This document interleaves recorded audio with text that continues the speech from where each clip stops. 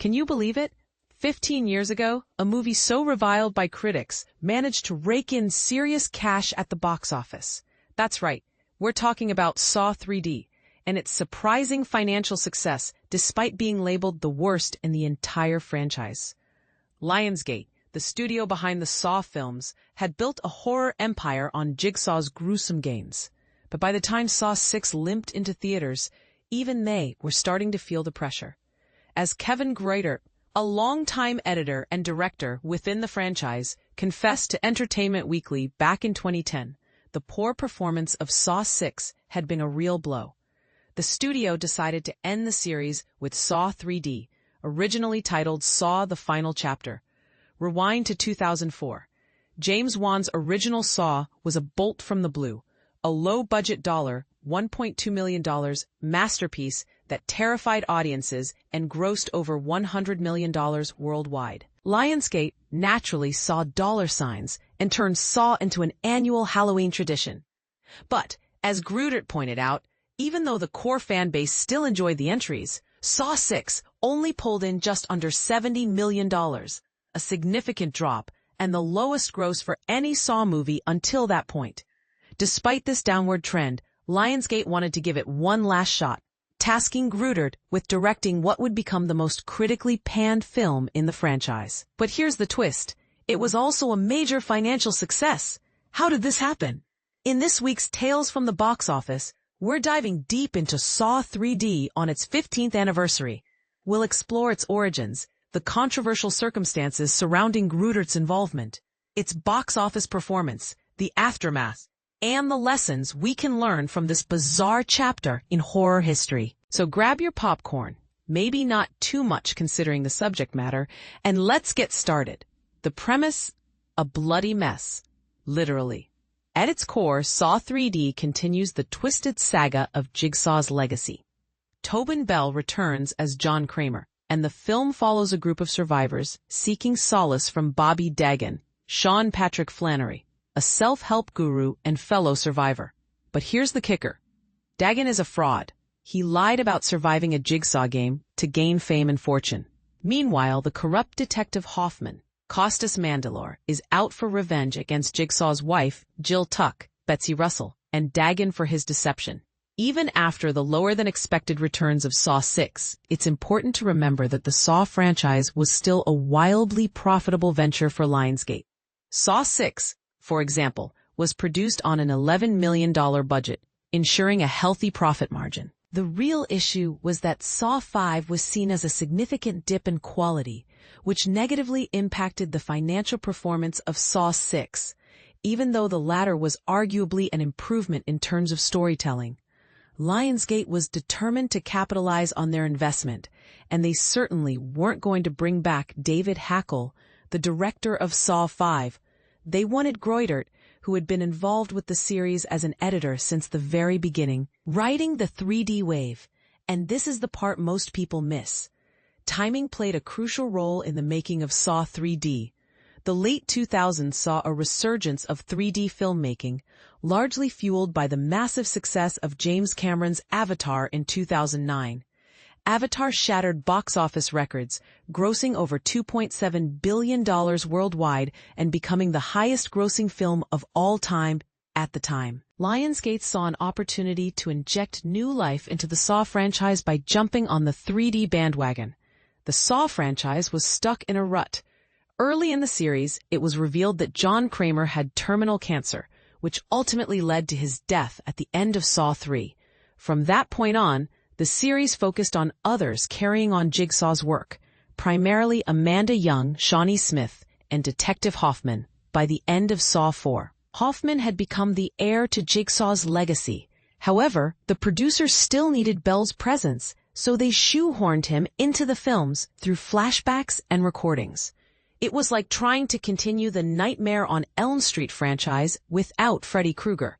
Producers Mark Berg and Orrin Cools later admitted that killing off John Kramer so early was a mistake.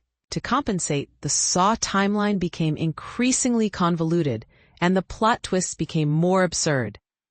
The series struggled to escape Jigsaw's shadow.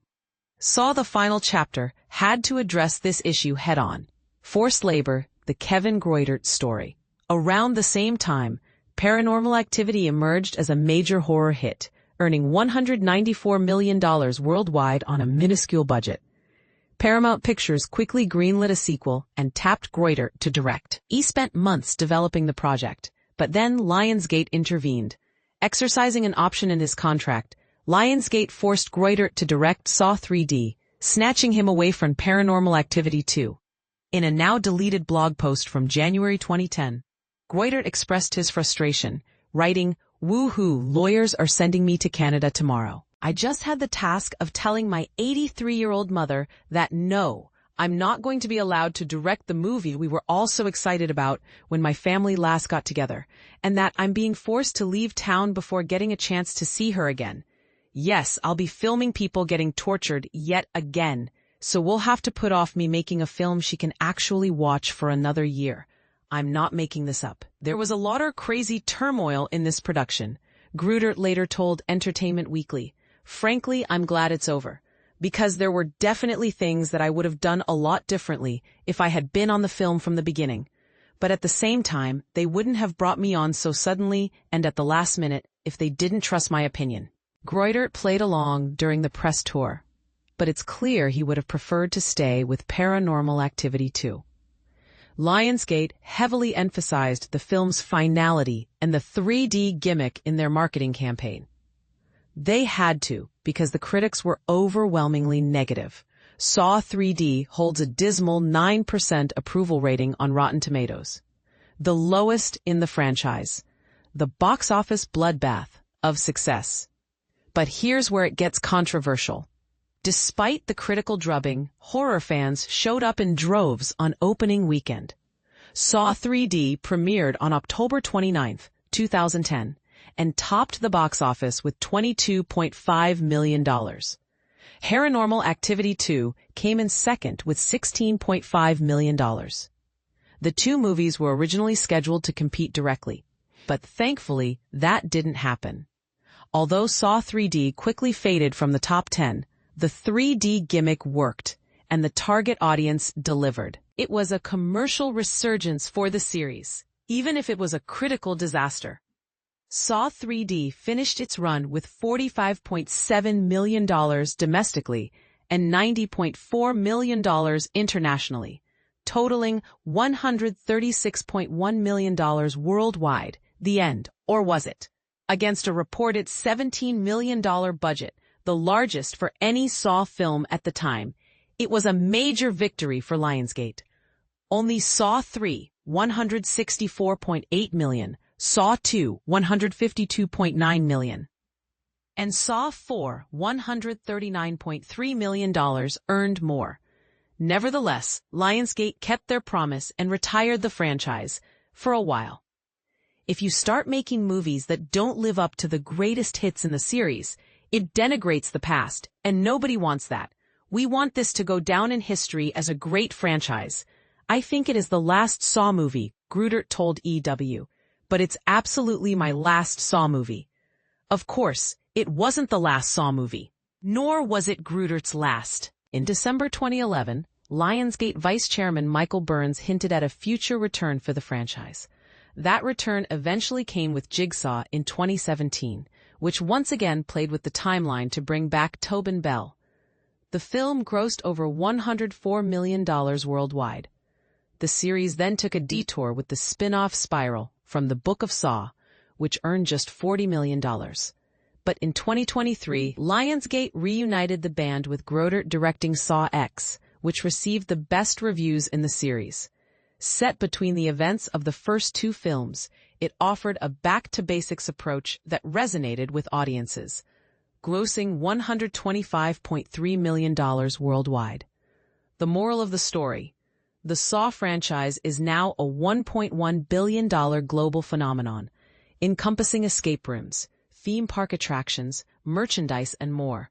Saw 3D serves as a reminder that a gimmick can only take you so far. Greutert's work on Saw 6 and Saw X demonstrates that he's one of the best directors to bring John Kramer to life when he's genuinely invested in the project. But when he's forced into it, the results speak for themselves. As the Saw franchise rights shifted to Blumhouse and Saw 11 was scrapped, the new owners should learn from the past. An 11th Saw movie should only exist if there's a compelling creative reason to make it. Forcing a film for purely commercial gain is a recipe for disaster. To maintain longevity, a franchise can't afford too many missteps like Saw 3D. What do you think? Was Saw 3D a necessary evil for the franchise, or a stain on its legacy? Do you think the series should continue, or should it be laid to rest for good?